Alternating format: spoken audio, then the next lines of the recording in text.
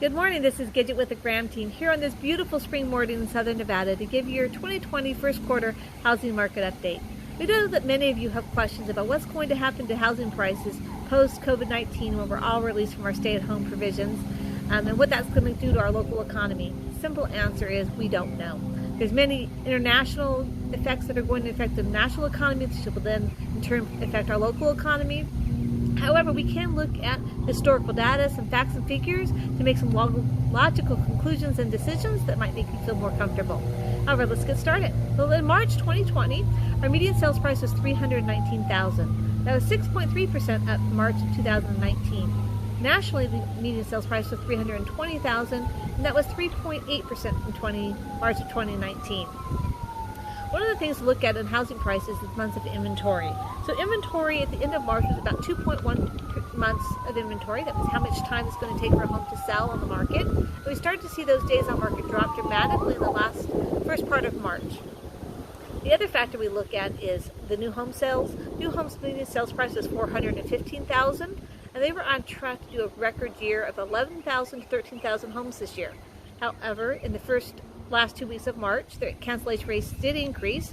For comparison to the first 2 weeks of March, they were at 12%, where the last 2 weeks they were at 24%. So we do anticipate that number of new home deliveries will decrease from their original projections. So what is the impact going to be looking at for, what was the unit count that we saw close in the first quarter? We saw 7,512 units of single-family homes closed in the first quarter of 2020. Again, that was a pretty significant number. How does that compare to what we've seen post-COVID-19? In the first 2 weeks of April, 1,034 homes were listed and 614 of them sold. So there's quite a bit of buyers still in the market. However, there were more homes for sale than there were buyers. So we're going to look at inventory rising over the next couple of months or couple of weeks until buyers re-enter the market. I just kind of predict that we're going to see months of inventory go somewhere between 3 and 4%, 3 and 4 months, I believe. And that means we're going to need a couple of months for buyers to re-engage and bring down those inventory numbers.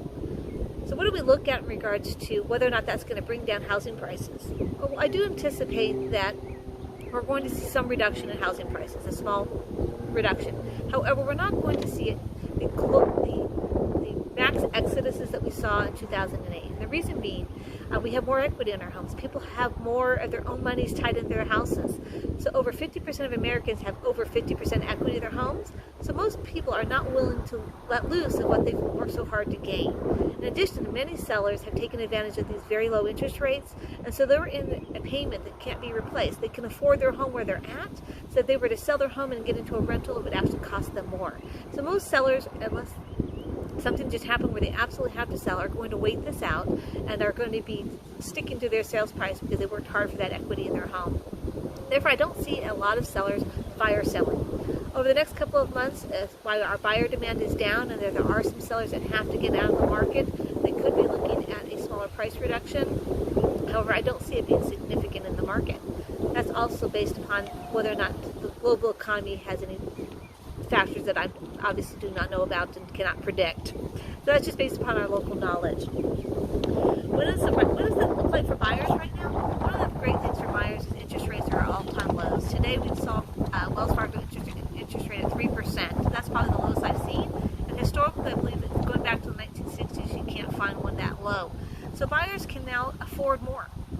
So some of our buyers who are being bid out might have less competing offers on transactions, but also they might be able to get into that market or that community they weren't able to afford previously, or the home with a pool or the amenities they were trying to get at. So some of our buyers are going to have some advantages in this market. They might be needing some closing costs, where some of the sellers might be willing to contribute to some of those costs right now where they weren't back in March when inventory was so low.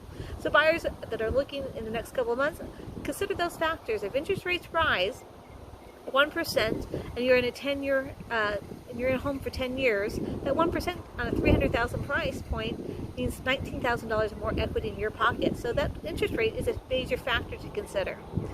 For our sellers, as you're preparing to decide whether or not to list your home or when's the right time for you, Obviously, you want to get your home prepared. We have put together a seller's guide on what improvements bring back the greatest return on those improvements that buyers are most looking for in today's market. As you're sitting in the home taking advantage of this time in your home, obviously you're seeing those things that need to get repaired and fixed up, and you might try to tackle those on your own. So please download our guide that's attached to this email, and it will walk you through those improvements that will give you the biggest return. Thank you for allowing us to share the housing market update. We all look forward to sharing what's going to happen in the second quarter. We do anticipate that median sale prices will probably be down in June. However, I only think slightly. Of course, we'll keep you updated each week as we see numbers and facts and figures change. Thank you for allowing us to be part of your day.